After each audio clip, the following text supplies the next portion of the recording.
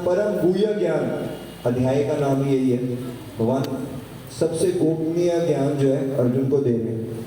उसमें भगवान ये बताते हैं कि अनन्यस चिंतयन्तो माम। भगवान कह रहे हैं कि आपको मेरा चिंतन किस प्रकार से करना है? अनन्य रूप से। वास्तविकता में हम देखें कि रोजमर्रा की दिनचर्या में हमारा चिंतन किस चीज पे होता है?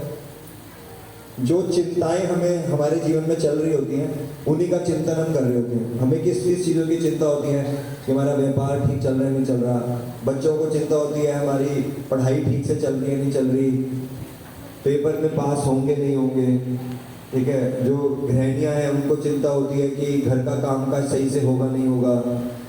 तो उसी प्रकार से जो चिंताएं हमें होती हैं वही चिंतन हमारा चलता है। लेकिन भगवान ये कह रहे हैं कि हमें बाकी सब चिंताओं से अपना ध्यान को हटा के कहाँ पे लगाना है? भगवान पे लगाना है। तो उससे क्या होगा? तो कोई कह सकता है कि अगर हम अपने चिंताओं के बारे में ना सोचें, अपनी चिंताओं को हल करने का प्रयास ना करें, भगवान के चिंतन करें, तो हमारी चिंताओं को फिर कौन हल करेगा? तो भगवान इसी श्लोक में बता रहे हैं कि अनन्य चिंतयन्तो माम ये जना पर्युपासते। देखिए बात सिर्फ श्रद्धा की है। चैतन्य चरितामृत में श्री चैतन्य महाप्रभु जहाँ पे उनकी लीला का वर्णन है, वहाँ पे कृष्णदास कविराज गोस्वामी बताते हैं कि कौन सा भक्त भक्ति में कितना उन्नत है इसका कैसे पता चलता है।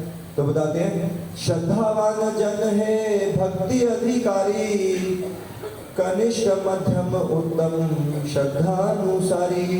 कहते हैं कि भक्ति का अधिकार उस व्यक्ति को उतना है जितना कि उसके पास श्रद्धा है।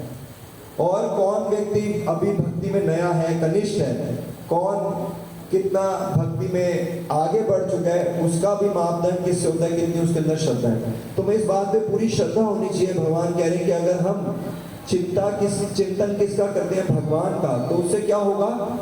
योग क्षेम वहामी हम। भगवान कह रहे हैं कि जो उस व्यक्ति के पास है उसकी मैं सुरक्षा करता हूँ, और जो उसके पास नहीं है उसको मैं खुद ला के देता हूँ।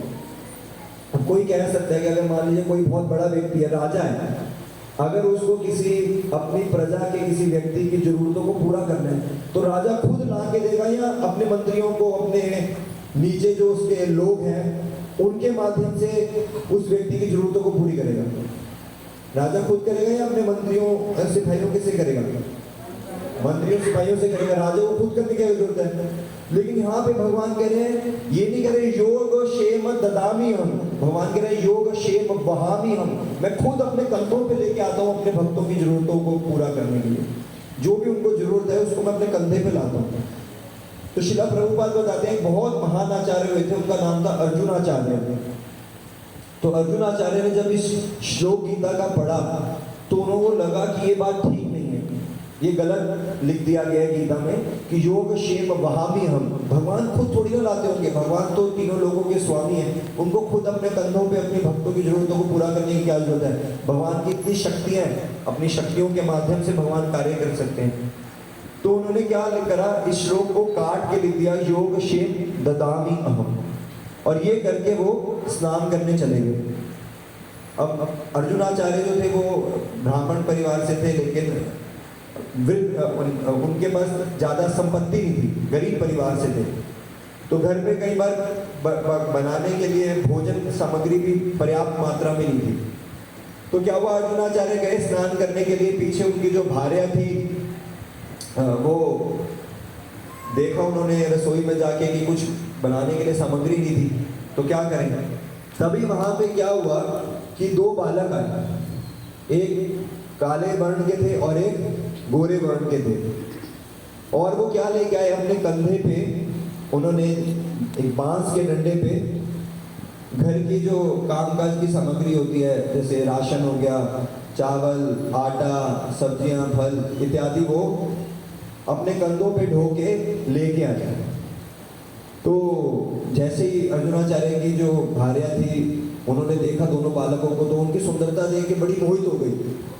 ये दोनों बालक जो हैं वो ऐसी सामग्री लाए हैं। लेकिन उनको बड़ा कष्ट हुआ कि ये बालक ने इतने कंधे पे इतना बोझ क्यों उठाया हुआ है।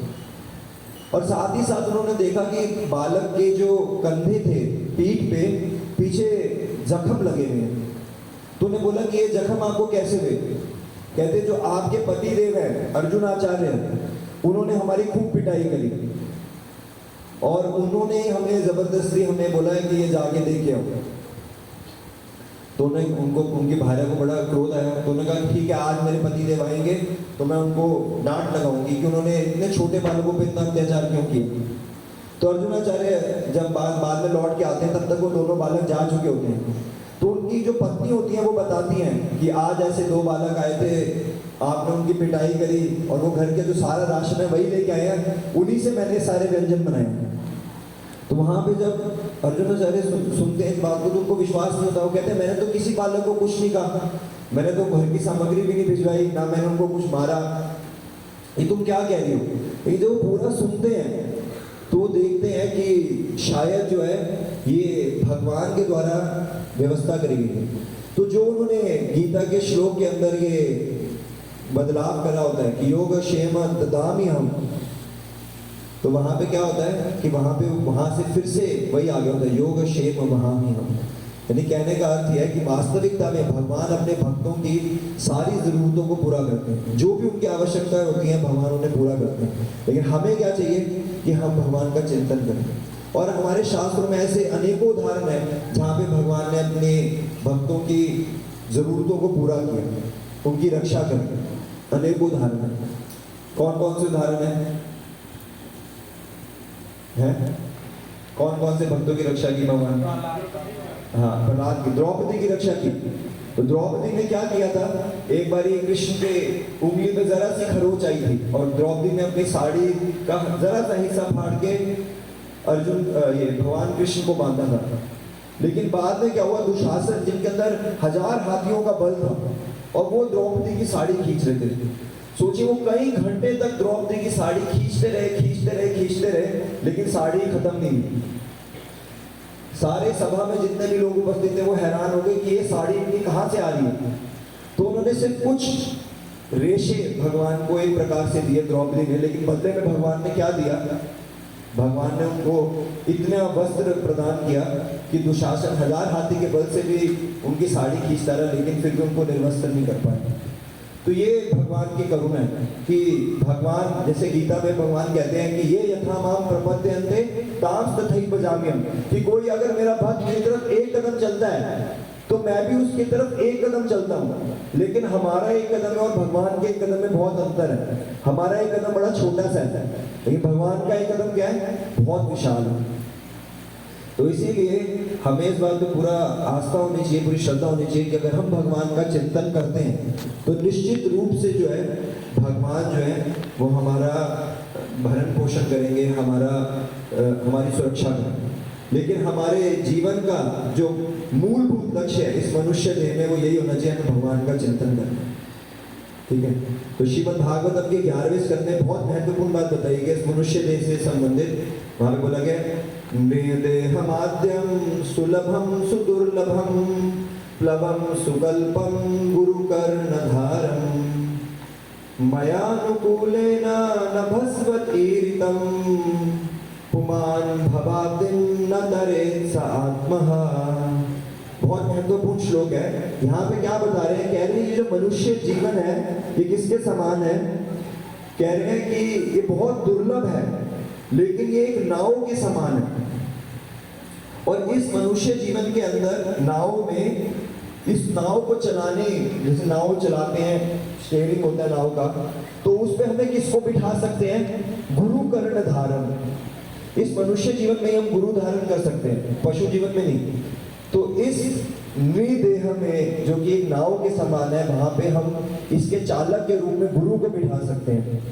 और कह रहे हैं इस मनुष्य जीवन के अंदर जैसे जब नाव चलती है, भले ही कोई बहुत बढ़िया नाव चलाने वाला भी क्यों ना हो, लेकिन फिर भी अगर हवाएं अनुकूल ना बह रही हो तो नाव डगमगा सकती है, भले ही चलाने वाला कितना भी बढ़िया से बढ़िया व्यक्ति क्यों ना हो।